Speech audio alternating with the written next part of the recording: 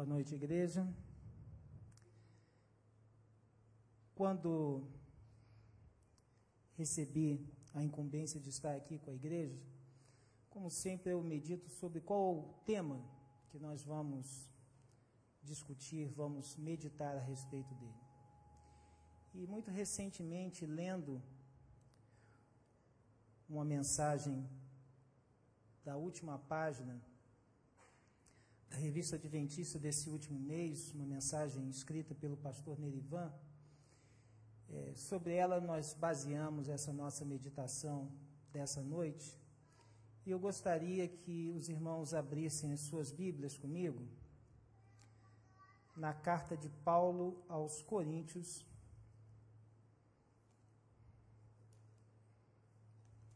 primeira carta de Paulo aos Coríntios, versos 24 até 26. É um texto bastante conhecido de todos os irmãos, e nós logo depois passaremos ao texto que está na segunda carta de Paulo a Timóteo, capítulo 4, versos 7 e 8, leremos em sequência. 1 Coríntios 9, de 24 a 26, assim leio na minha versão. Não sabeis vós que os que correm no estádio, todos na verdade correm, mas só um leva o prêmio? Correi de tal maneira que o alcanceis. Todo aquele que luta em tudo se domina, para alcançar uma coroa corruptível, nós, porém, a incorruptível. Portanto, corro, não como indeciso, combato, não como combatendo no ar. Antes, subjugo meu corpo e o reduzo à servidão, para que, pregando aos outros, eu mesmo não venha de alguma maneira a ficar reprovado. E na segunda carta a Timóteo, capítulo 4, versos 7 e 8, lemos: Combati o bom combate, acabei a carreira, guardei a fé. Desde agora, a coroa da justiça me está guardada, a qual o Senhor, justo juiz, me dará naquele dia, e não somente a mim, mas também a todos os que amarem a sua vinda. Queridos, esse tema tem a ver com algo que todos nós presenciamos em dias muito recentes. Que evento, grande evento mundial, terminou no último domingo? As Olimpíadas. O que são Olimpíadas? Quais eram os seus objetivos iniciais e quais são os seus objetivos até hoje? Lá na antiga Grécia, havia as Olimpíadas para que fossem celebradas a grande deusa Ártemis, ou também, em alguns lugares, a deusa Vênus. Vários deuses eram celebrados nas antigas Olimpíadas. E por isso mesmo, por elas terem nascido na Grécia, as Olimpíadas, enquanto as conhecemos hoje, como Jogos Olímpicos, ou seja, aqueles que são disputados a cada 4 anos e que tem um comitê olímpico que os norteia, começaram a ser disputados em 1896, justamente na Grécia. E dentre todas as provas das Olimpíadas, uma em especial tem um grande glamour, um grande conceito, uma grande história sobre todas elas. E não por coincidência, mas sim propositalmente, esta prova é disputada no último dia das Olimpíadas. Essa prova chama-se maratona. E naquela prova, aqueles que tiveram oportunidade de acompanhar, nós tivemos 3 brasileiros muito bem posicionados. Não receberam medalhas, mas muito bem posicionados. E um deles, em especial, me chamou bastante atenção. O rapaz chorava compulsivamente e dizia que a partir do quilômetro 38, ele havia sofrido muito. Ele havia necessitado subjugar o seu corpo para conseguir chegar ao final, à reta de chegada. Sabia não ser mais um medalhista, sabia que não receberia mais os louros da vitória, porque este era o símbolo antigo. E quem vem acompanhando a história das Olimpíadas, vem como algumas coisas vêm sendo mudadas. As medalhas antigamente eram medalhas pequenas, hoje em dia são medalhas grandes. Antigamente os vencedores recebiam uma coroa de louros na cabeça, que era o símbolo antigo que recebiam. Hoje em dia recebem um ramo de flores. Mas este é o símbolo da vitória, um ramo de flores, uma coroa de louros. E por isso Paulo faz uma comparação com uma corrida, mostrando que todos correm para o final, mas que somente um recebe a coroa de louros. Mas que na nossa corrida, na corrida cristã, há reservadas coroas não para aquele que correr mais rápido, não para aquele que chegar primeiro, mas para aquele que chegar ao final. Para aquele que subjugar o seu corpo, subjugar o seu eu, para que você chegue à mansão que está preparada para você. A mansão que está preparada para mim. Mas enquanto isso, tentações, provações, angústias, passaremos aqui. Talvez doenças, talvez diversas coisas, mas passaremos. A própria origem da prova tem a ver com algo muito angustiante. O nome maratona vem da península de Maratona, local onde se travava à época uma guerra entre o povo grego, Atenas, e o povo da Pérsia antiga.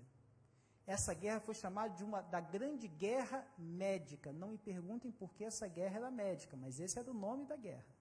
Procurem no Wikipédia que vocês vão achar, eu procurei hoje, está lá, Grande Guerra Médica. Não cheguei aí até onde, porque ela chamava-se Guerra Médica, mas assim era seu nome.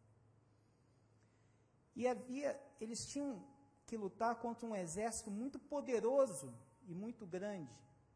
E era um exército temível, porque aqueles homens costumavam, quando ganhavam dos seus oponentes, entrar em suas cidades, matar suas crianças e violar as mulheres daqueles que eram derrotados. Assim, os cidadãos de Atenas, conhecidos não como os espartanos pela sua dedicação, pelos seus esforços físicos, e sim pela sua dedicação ao mundo intelectual, prepararam-se para essa batalha, mas combinaram com suas famílias.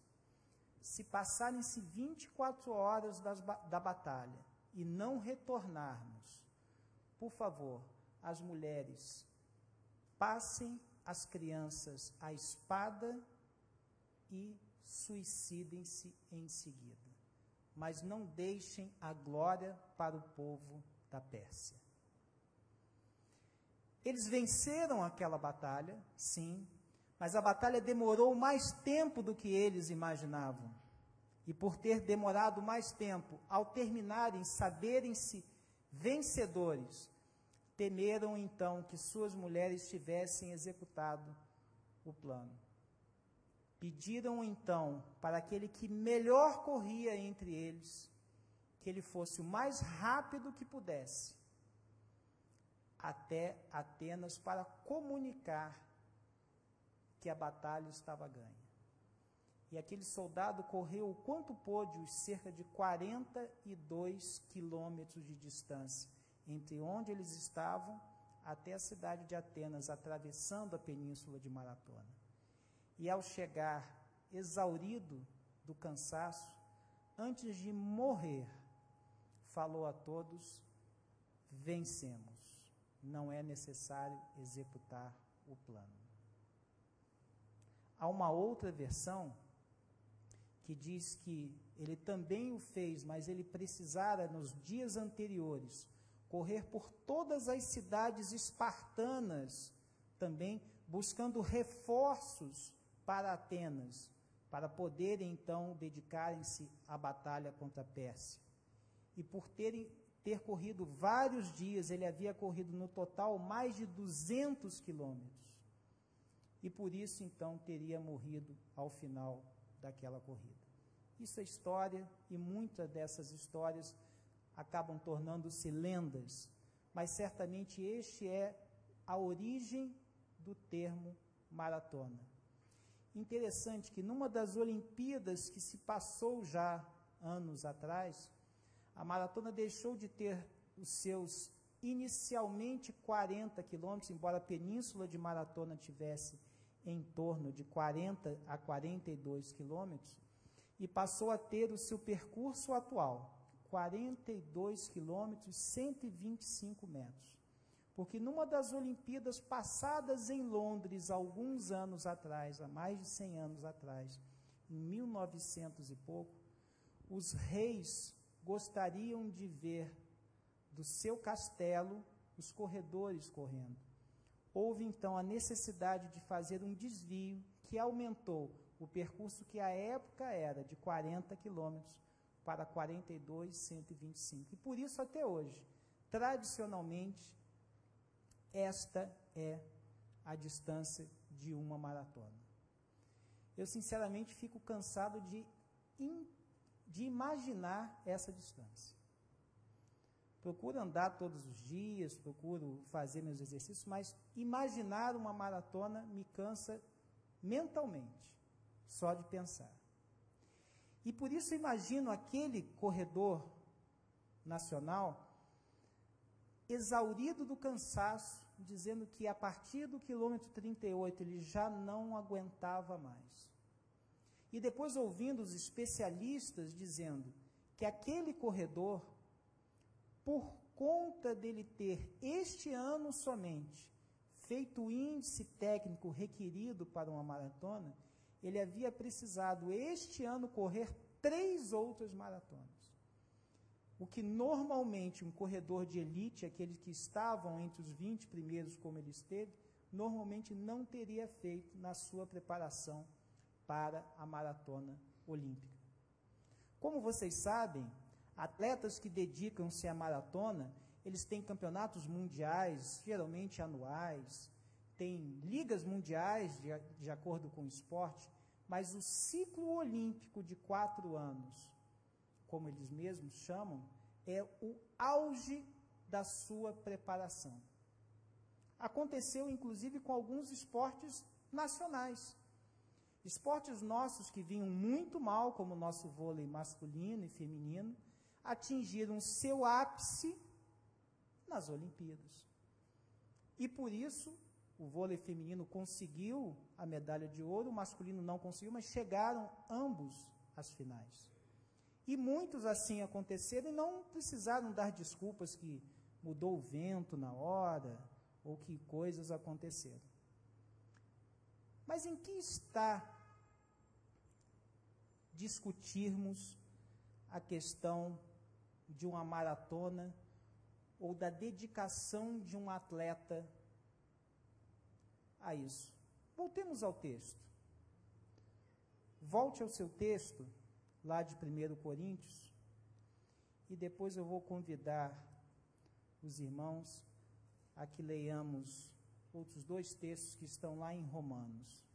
Mas voltemos agora lá a Coríntios e leiamos com todo cuidado o verso 25.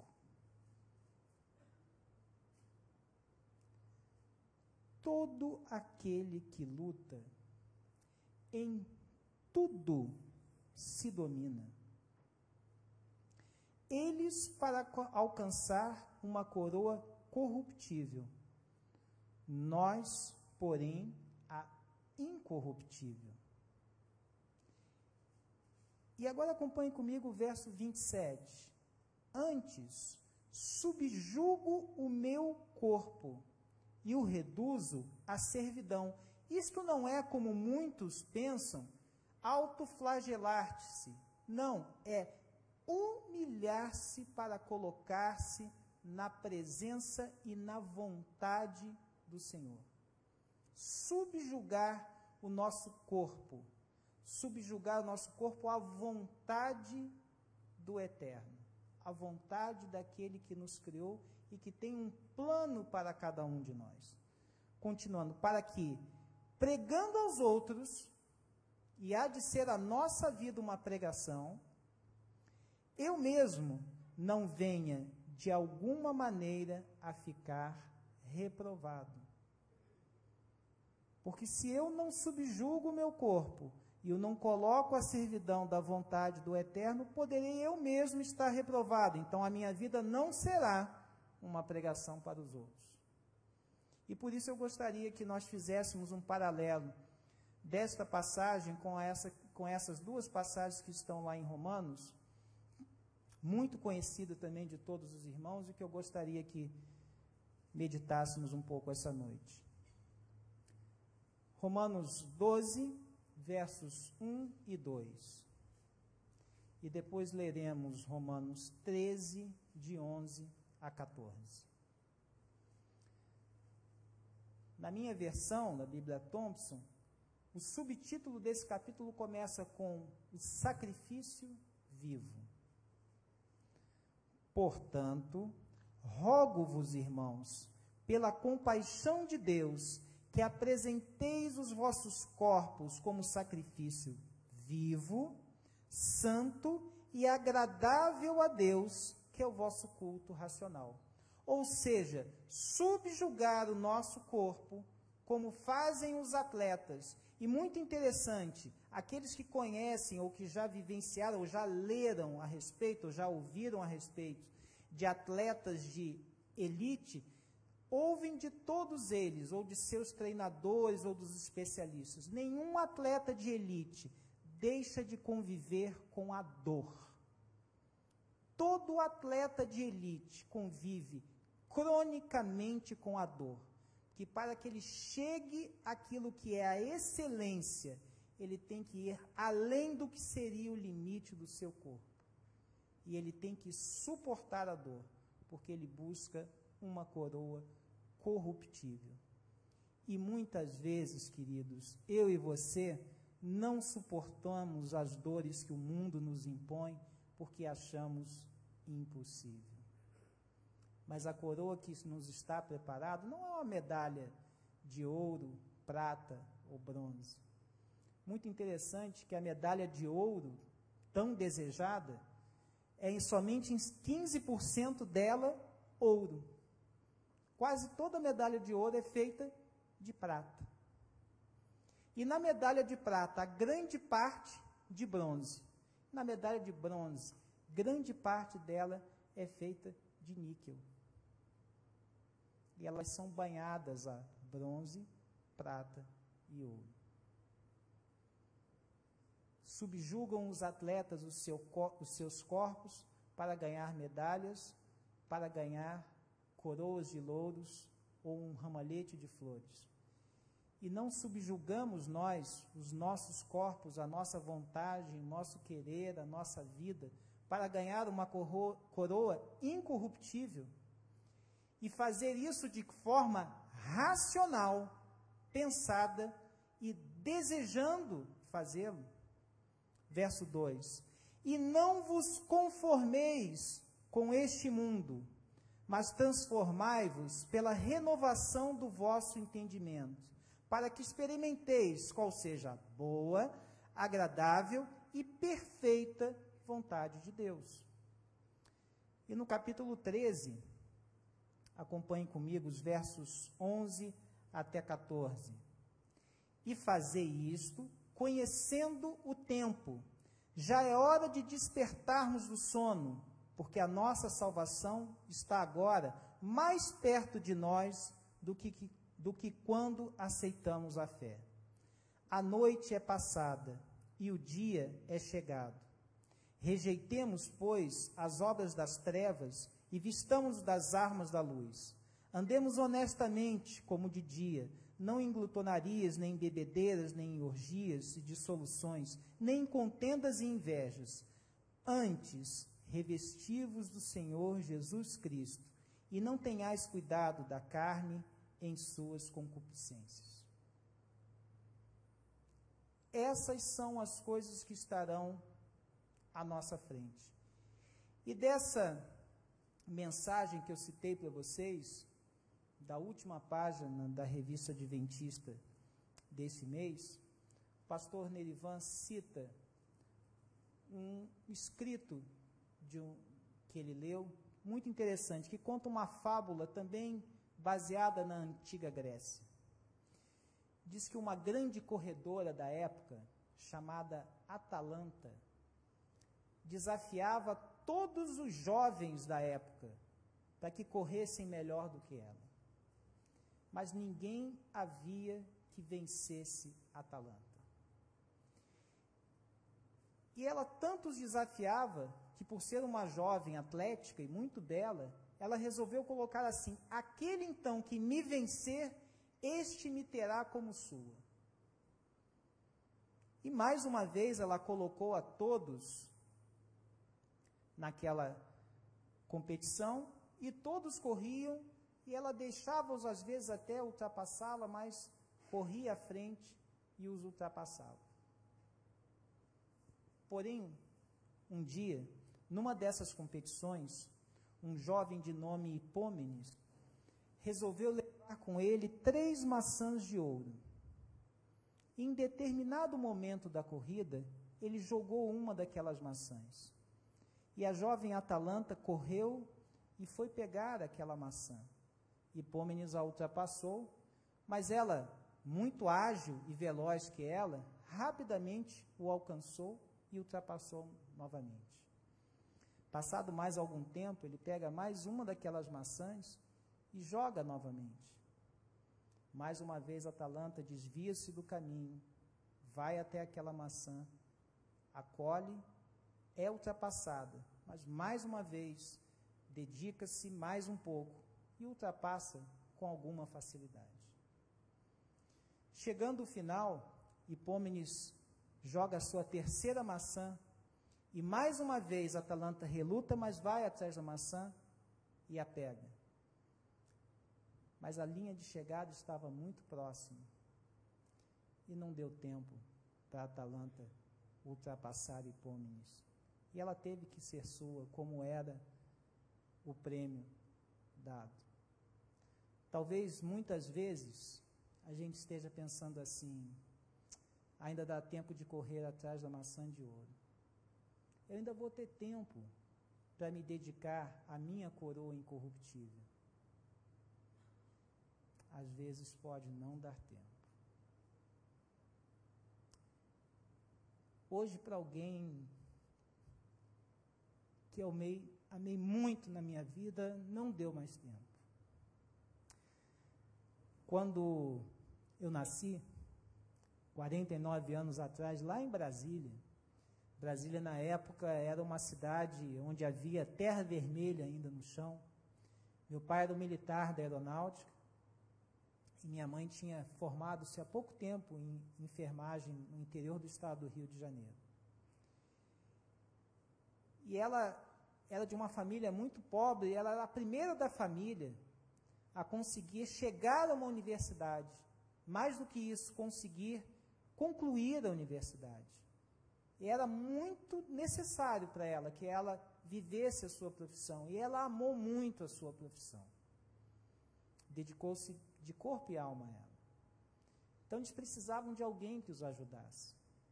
Então, eu nasci e era difícil na cidade ainda, em formação, contratar pessoas, principalmente pessoas de confiança.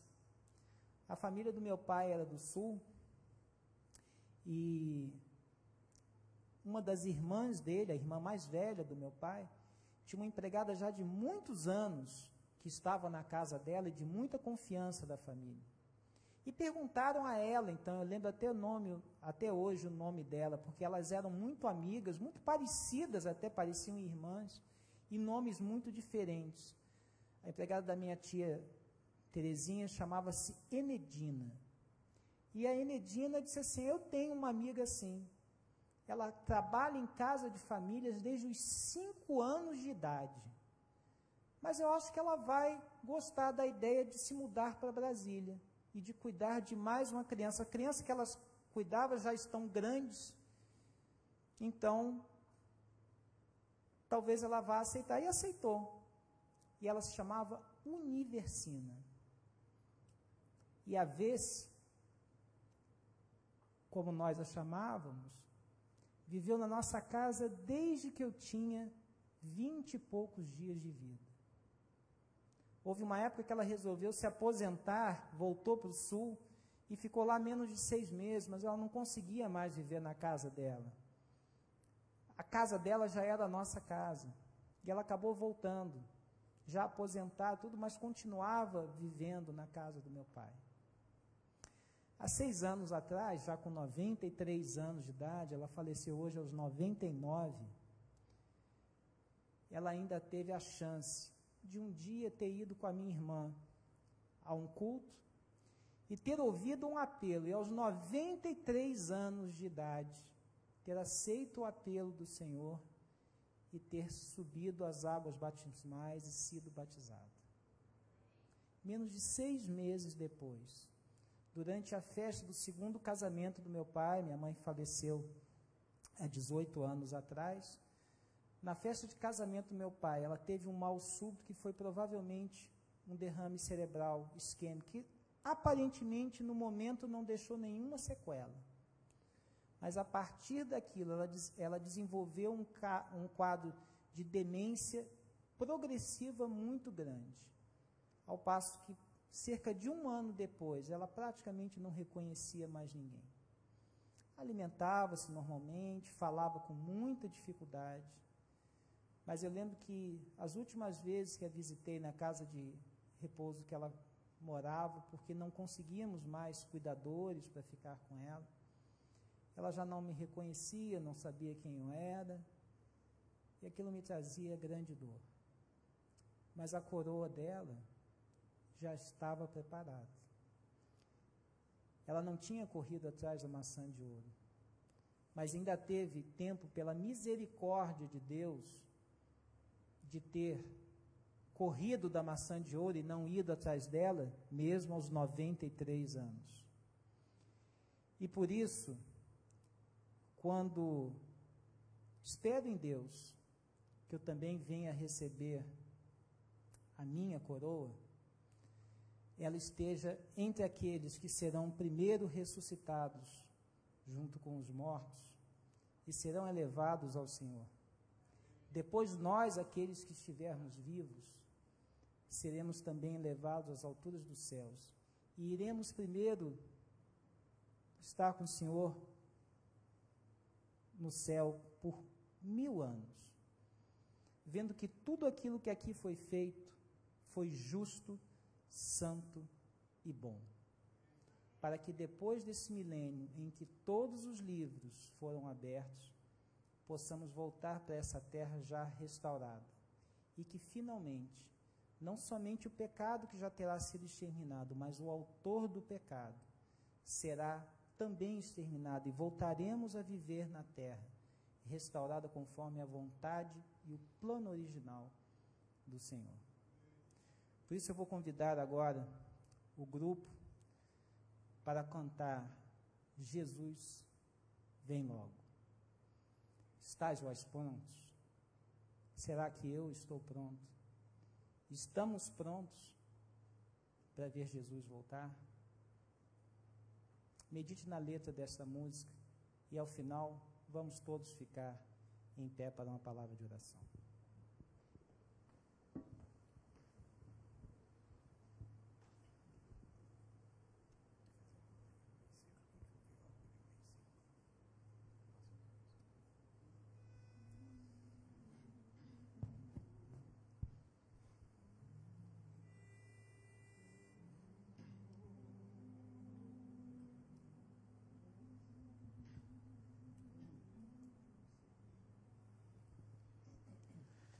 O coração não se turbe, crede sempre em Deus, crede em mim. Há mansões na casa de meu Pai, e vou preparar-vos um lugar. Jesus, vem logo, estais vós prontos. Jesus, vem logo, estais vós prontos. Se hoje a noite vier, como encontrareis? Jesus, vem logo, estais vós prontos. Porque ainda esperas, são fiéis promessas de Deus. Sim, Jesus comprou-te no Calvário, buscar logo vem os filhos seus.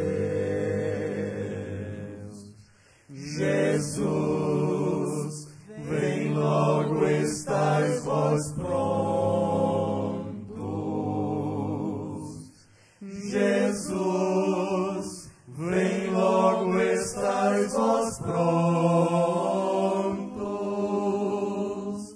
Se hoje a noite vier, como encontrareis? Jesus, vem logo, estais vós prontos.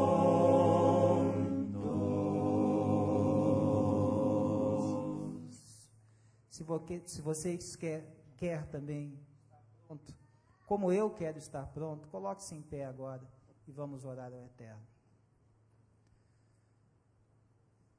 Ó Eterno, grande eu sou. Vem logo, Senhor, porque queremos receber a nossa coroa incorruptível.